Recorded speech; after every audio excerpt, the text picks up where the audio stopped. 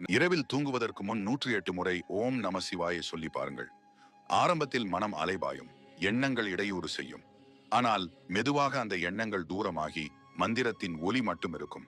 அந்த ஒளியில் தன்னை இழந்த அந்த நிமிடத்தில் உண்மையான நிம்மதி பிறக்கிறது. சிவன் தலையில சந்திரனை ஏன் வைத்திருக்கிறார்? சந்திரன் மனதை குறிக்கிறது. அவர் காலடியில் கங்கை ஓடுகிறது, அது அறிவின் ஓட்டம். கழுத்தில் பாம்பு இருக்கிறது, அது பயத்தை குறிக்கிறது. இந்த மூன்றையும் கட்டுப்பாட்டில் வைத்திருப்பவர்தான் சிவன்.